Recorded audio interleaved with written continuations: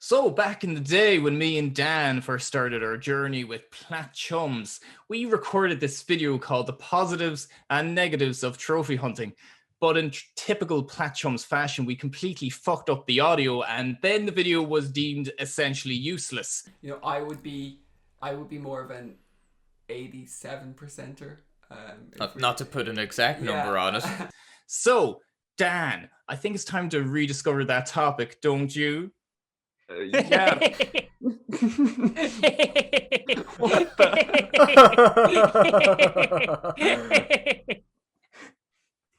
Who let these dickheads in?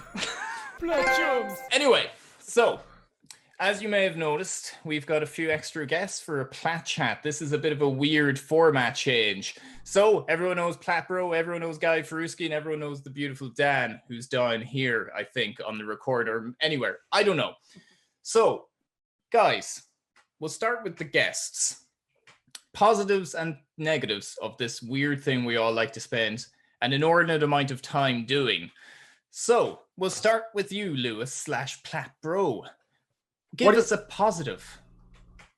Okay, I'm going to go with being a trophy hunter is actually cheaper because you buy less games. So therefore, you spend less of your dollar on video games. Win-win. That is a solid point dictated by the wallet there. Joel, you're a trophy hunter. You've been stuck on Devil May Cry for 15 years. I have. What is a positive in all of that? Wow.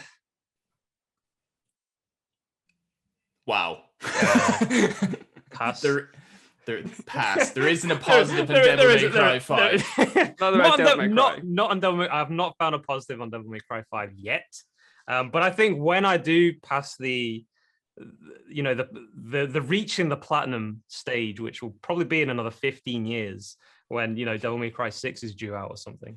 I think the satisfaction of going through that journey, you look back and you think it was hard, it was painful, it was stressful, but it was worth it. I think that's the essence of the hard platinum, I think. Beautiful. Spoken like a man that's still in pain with Devil May Cry 5, but true nonetheless. So Dan, look at us talking like it's a normal episode of Plat Chat where it's just me and you in this beautiful, expensive green screen. Do you have any positives?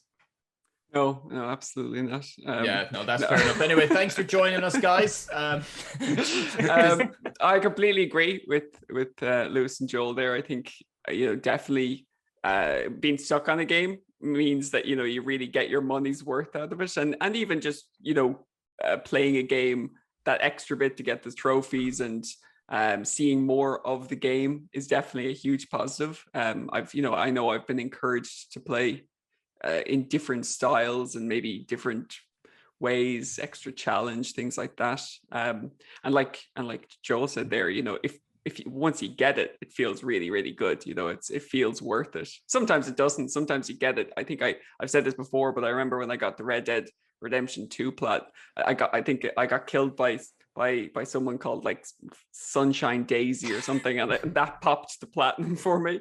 And I just remember just sitting there going, oh, platinum, cool. It was like just like 6 months of like nonstop playing that one game. It was a bit underwhelming, wasn't it? It was like a relief to finally get the like plat. I felt nothing. I felt nothing. Just emptiness. Hollow shell.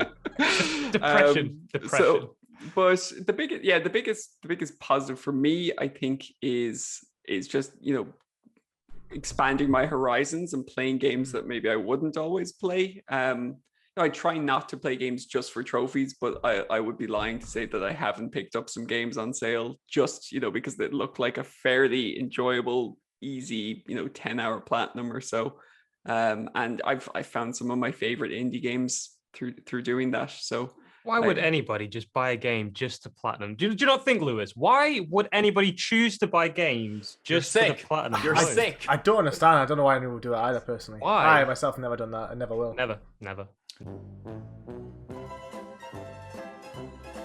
Oh, you've just gotten a very nice ultra rare platinum. So that's obviously not. We're not talking about. I can still picture 2019 Lewis, coming out in the trench coat and the hats, just coming out of the shop with like a fistful of easy plats, just Looking around suspiciously.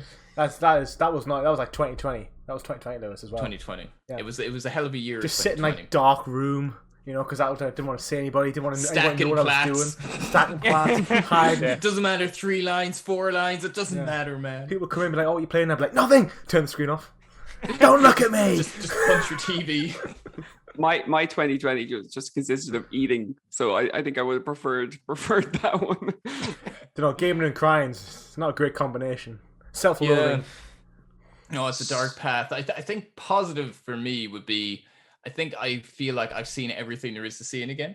Like I feel like, in terms of collectibles, side quests, alternative endings, if you play through a game twice, the hard mode, I think that you really feel like a sense of finality with the game. Like it's like you can put it, once you get the plat, unless it's the original Trying to trophy list, you feel like you've seen it all, you've done it all, and that it's like this kind of nice, like, oh, I can move on to the next one, and you can just go, yeah, I've done it all. Yeah. No, I like that. The little extras as well, isn't it? The things that sometimes you have to do in a trophy that you normally wouldn't. I've mentioned this before, but it's my favorite one. When you got to look up a character's skirt 10 times. Or the Yakuza 0. It's video watching place. Yeah, I would have never done it. Yeah. It would have been the once, maybe twice, but 10 times. You got the trophy for doing it 500 times, Joel. I did, yeah. No, you just made like 20 different blank accounts just to get that one trophy over and over again. It tells such a beautiful story. It really rubs me. So Dan, you can take over hosting duties for the negatives because I've got one more positive I'd like to say. Okay. Oh, wow. Okay. So okay. I'm gonna need a close up, but you all can't be in this. I need some really like inspirational music over this. Cue inspirational music, royalty free playlist. Remember, we're not allowed any nudity. Oh no, never mind. Just move on to cons then. Yeah. No. So I feel like, getting all philosophical for a second, I feel like trophies to me kind of give me. This is gonna sound so sad. Kind of like a sense of purpose. You super sad story man. So I feel like before I was playing collecting trophies, I would just game, and I felt like I would just spend my free time gaming. I wouldn't feel like I was working towards anything. Whereas I feel like when you're trophy hunting, it gives you that extra sense of you're not just gaming anymore. Like you're taking in an experience and you're having a good time with it, but you're also working to something bigger than the game. And that is finishing that game, but then also adding to your collection of stories of games you finished. And I think that's an experience that the trophy hunting provides you that you can't get from gaming without it. Yeah. God damn it! I rehearsed that. That's a great point. It kind of reminds me of you had Missing Collectible, the two guys on your podcast. And I can't remember his name, but the Will. Oh, it's not. Yeah, Will said that the trophies became the game, and that I just thought that was so insightful because it was like, oh wow, yeah, that I can relate to that, because sometimes going up the leaderboards, getting the percentage up, it feels like its own little game. It's like it's pretty meta, Yeah, like ticking off the checklist of the collectibles, finishing that quest, when you especially trophy really specific actions, say like in Final Fantasy 7, which I just got the plan for, like the side quest in chapter 14. Yeah, just straight up. Just to pop that in. It's so nice when you follow it, and it's like you're that anticipation of it's like, did it work, because I can't do that again because it's sad enough that I've gone for it the first time. And then when the trophy pops, you're there it is, I feel nothing. But then when it doesn't pop, you feel just eternal depression and fury and rage. Yeah it's like it's either going to go two ways. I'm either going to feel nothing or I'm going to feel horrible. Yeah. On that, Jesus. I think one of the negatives. Our cons. Yeah, it is. It's segue. Depression is a real thing, guys. Depression. Have you been reading my notes? No. Does it just say depression is a real thing? It is a real thing with trophy hunting. Devil May Cry 5 has definitely showed me the way to depression. It's the time you invest in some games. Makes you question everything, doesn't it? It does, or the effort sometimes of getting a specific trophy. It's not even the platinum. It's like when it's a specific trophy that you need for the platinum, and it's just so hard it seems impossible.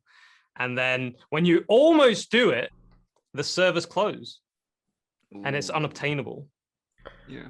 That's a real thing, guys. That's a real problem. It's a real issue. So call the Plat helpline at 092 Plat. £6 a minute. Yeah, no, there's definitely VAT. There's definitely a lot of unhealthy gaming habits that comes with trophy hunting, and I know I'm very guilty of a lot of them. I'll go to you, Nate. What kind of springs to your mind straight away with the disadvantages? For me, I think it sometimes forces you to play a game in a way that you're not comfortable with or that you wouldn't play naturally. So I think the very that was one of our positives. It's a double-edged sword. I think when I don't games know make you play what with to no feel guns. anymore. No, I like Moral playing Call of is, Duty with but- just a knife. The But moral is, for every advantage, there is the equal or disadvantage. opposite disadvantage. Yeah. So, like, that's all well and good, but then when you start entering the realm, as Joel alluded to like online, like boosting Far Cry 2, trying to message the world champions of Fight Night Round 4 to organize a fight, like, it just brings you down these rabbit holes, and ultimately it's just to unlock a virtual pixel. Well, that's But true. you can dedicate 50 hours, 100 hours, 150, and ultimately the person that cares the most is you. There's something driving it within you that will pursue this pixel that's unlocked because it annoys you that it's not unlocked. It doesn't seem right to have 45 unlocked pixels, but 4 of them are locked. What's that about? So I think that would be my biggest negative. Like, I think in the past couple of years, I've kind of gotten better with that. Where like I either really take my time, but I remember, kind of, I'd say the real height of my trophy hunting in terms of boosting be like, like Far Cry 2 and stuff like that. And I think that kind of, leads into that whole thing. Like, what am I doing? Why? Why? Yeah, I know. I can definitely relate to that. Joel, you kicked us off with your Devil May Cry segue, but anything else that springs to mind? Is there any other negative? Touching again on the when we look at ourselves in the mirror and we think, why do I do this? And you say to yourself, that's it, it's over, I'm done, I'm not trophy hunting anymore. But then you sit down, you boot up the game again, and Just continue. it just comes back. It's an addiction. And you're looking at the mirror while playing the game. It's like, don't look at me. I'm filthy. Stop looking at me. There's Disgusted.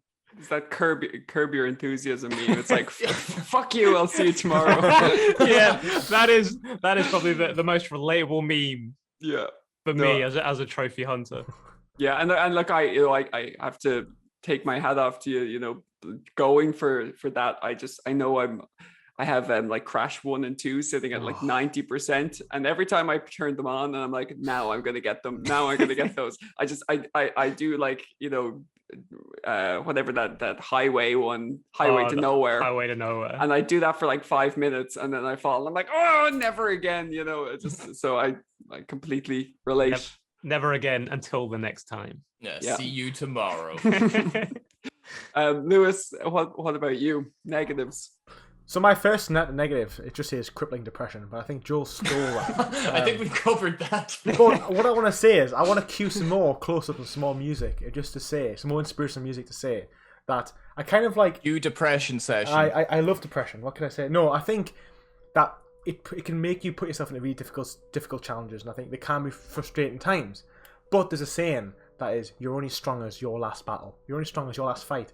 So when you're playing Devil May Cry 5, you're a better gamer than you've ever been. Is that an Arnold Schwarzenegger quote? Probably. And also, like, it makes you considerably better. And I just think, like, although there's negatives and pros to working hard, but you're only strong as your biggest challenge in your life.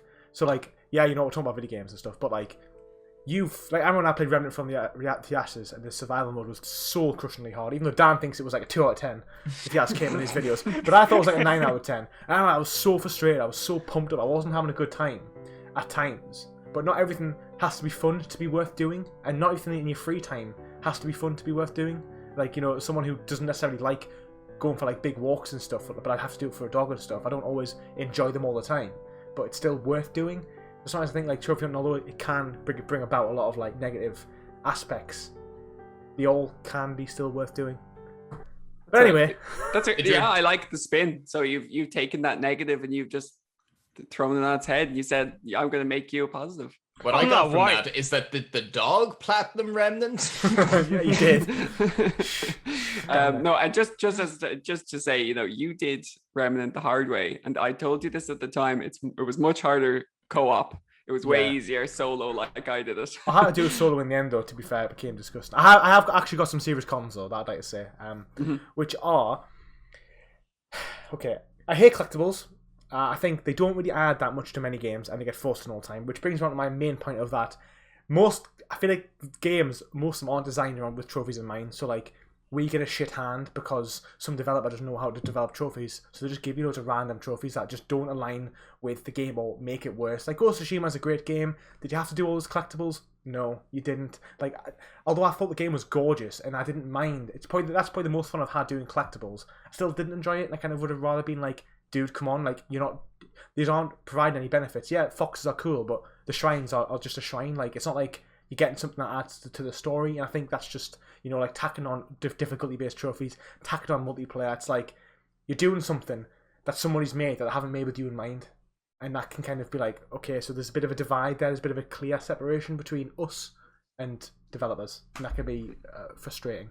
Yeah, I think Ghost of Tsushima is like the absolute prime example of a great game that just, you know, gets worse with the trophy list. So like a trophy hunter's experience of Ghost of Tsushima is so different than the average person. And it's still on the easier side as well, but it does, like, by the 5th fox, I'm like, come on. And then when I saw there's like a million of them, like, it would be a cool thing where it's like follow 5 foxes, follow 10 50. Foxes.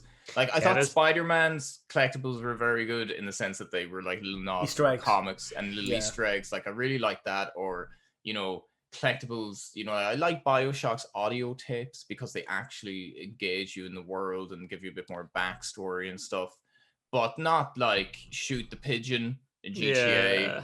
It's just, I'm like, literally Rockstar had like, sorry for wasting your time when you get the 100%. That's probably a big point, actually. A big con is the fact that I can probably count on my hand games that have been made better by the trophy list. And I could probably not tell you now how many games have been made worse because I went for the platinum. Because most games get worse as you play them for the platinum. Once you've done everything you can in the base game, it's just a 10, 5, 20, 30 hour grind afterwards. I think The Witcher 3, I think, is made better. Yeah, it's both made better by the trophies, and it's also the collectibles in The Witcher 3. It's for a purpose. It's your Gwent cards, so you get them to get a better deck to then beat other characters. There's a point to the collectibles, and there's like a reward for it. Exactly, like a stronger deck. Like, I always like Mass Effect. I think it's just 2 and 3, where the trophies had 2 unlock conditions. So you can either unlock it in the multiplayer or the single player. And I really like that because it kind of future-proofs the game if the server shut down. So you can kind of decide for yourself which experience you want to go for in terms of the plat. It's like, do I have friends? Do I not have friends? 9 times out of 10, it's always going to be this hand. Well, you know, the left hand. Damn. I always it's different.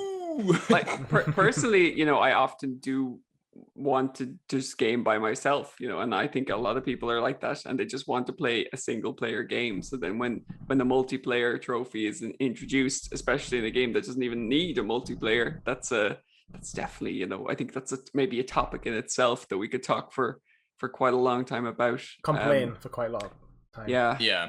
But and cue depressive music.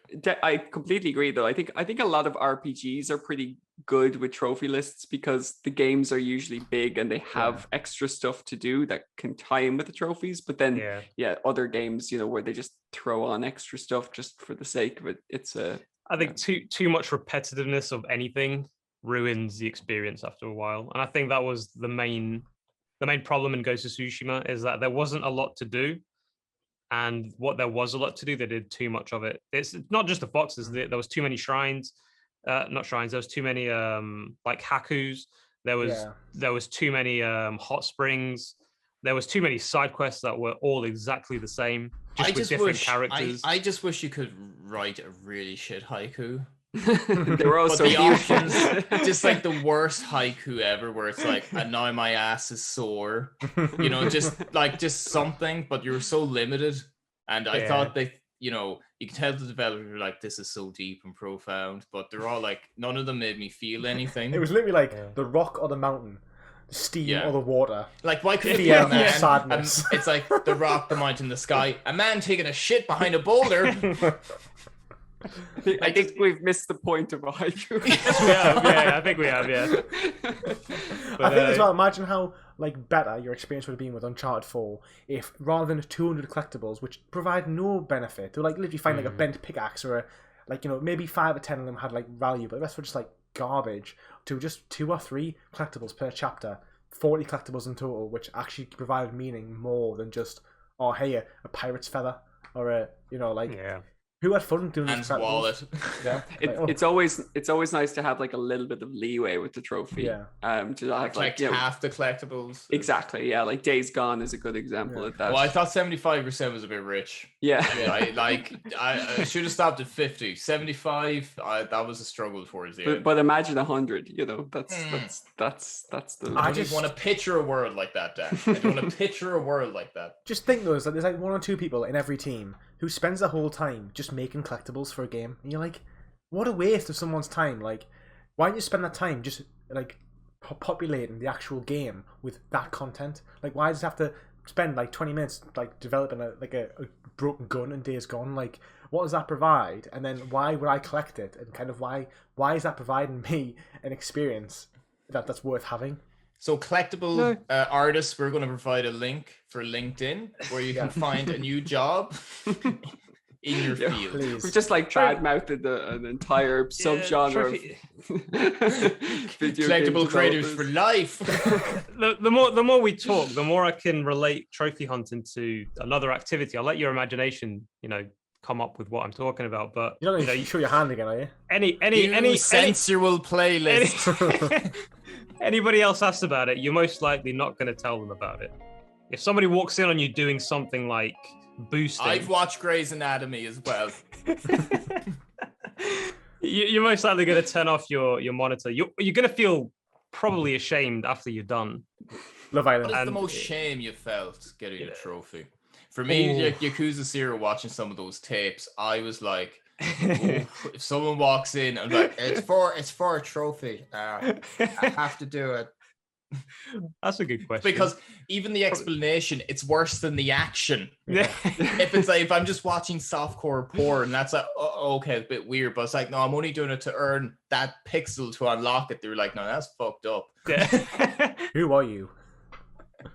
It's what was the activity, Joel? Are we just like you think what is the activity? It was just straight up masturbating. Oh, yeah. that was pretty much it. I mean, that's, you know, I'm sure you could figure it out. I mean, you shouldn't have to clean up playing trophies though. That's the main thing. There is a bit of a cleanup sometimes. There is a bit of just delete it from your hard drive. Speaking of which, we'll be which again, you have to delete it from your history. Yeah, we're going to be doing a lot of cleaning up in post. Yes. I wouldn't put it like that now. I don't know how this is God, this video's so good. This took a turn. Yeah. So yeah, moral of the story is getting trophies most of the time kind of sucks, but I think we've established that trophy hunting is why do we do it?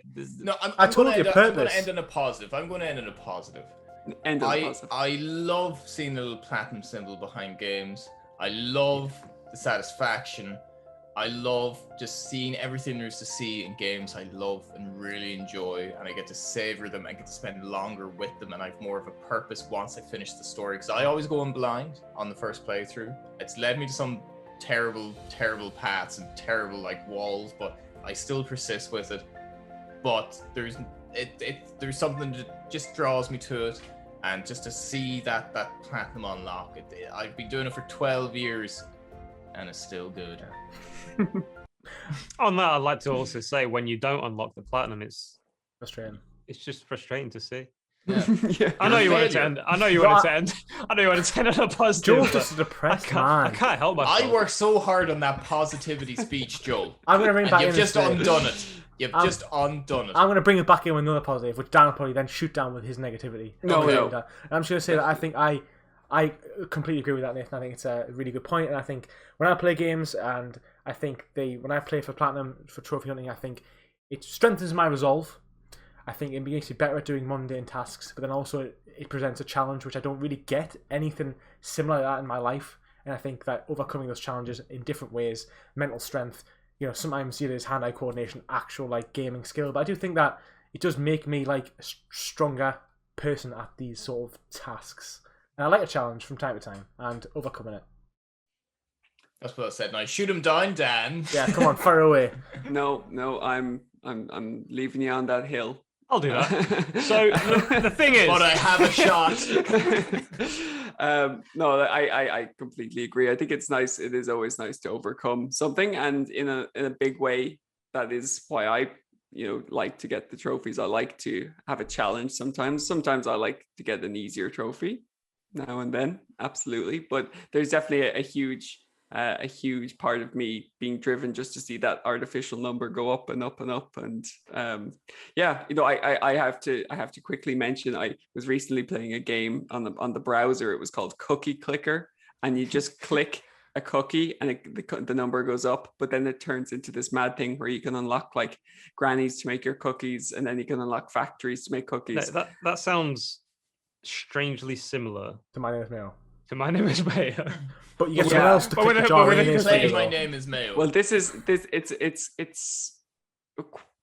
absolutely no point to it, and there was like no trophies. It's on the computer, and I just watched that guy who did the videos for Alt Shift X, who did the videos for Game of Thrones. He did a video on this game called Cookie Clicker, and then I went and played it. But I think I played it for like 3 days until I had like multiple trillions of cookies. All the cookies. And I just remember thinking like, this is even less of a point of the trophies, because I'm not getting anything. And you can actually even go into the HTML of the website and add the cookies yourself. So you can have the trillion straight away, but for some reason my brain just kept clicking and kept the game open. It was the trophy hunter in you, I think. Someone's been playing that game for like instinct. 5 years, and they've got like infinity amount of cookies. Yeah. They are wanted to do real it the gamer. pure way. You wanted to do it the pure way. It goes deep, that game. I'll leave it on that. But look, thank you so much to Lewis and Joel for joining us. This is our first Plat Chat, which was about our first 8 quad months. Plat Chat. Yeah.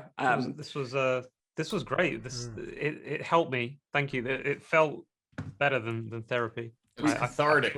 We have been planning to open a Platinum Anonymous group for some time. So this might be Plataholics Anonymous, yeah. Yeah, this is like a step in that direction. Nathan has the couch, the Shaylong already, If I'm you want getting to my use, tweed jacket to be the psychiatrist. if you want to use our group chat name, which is Platchums and Platbums, you can have that for your clinic. I don't know, Plat Bums. I don't know. I might get a different kind of clientele in that establishment. We've already discussed about that. So I don't know how to do a 4-way high five. I think it's like in the middle, meet in the middle. Where are we? Where So are we? I'm I don't know bottom where right. we are. I'm bottom right. Nathan's top right. Wait. Joel's bottom left. We should all like. I need to swap all the screens. Wait, I'm bottom left. Yeah. Where's Dan? Dan's top left. Top left. Okay. So Oh, Nathan needs to Jesus. go to his bottom right. Bottom right. Yeah, that's Dan's in the wrong way. Dan, you're bottom left. In the middle. You gotta meet. oh, the middle. No, bottom left. Bottom left. The middle. The middle. Yeah. Yeah, there it is. It works. Platchums.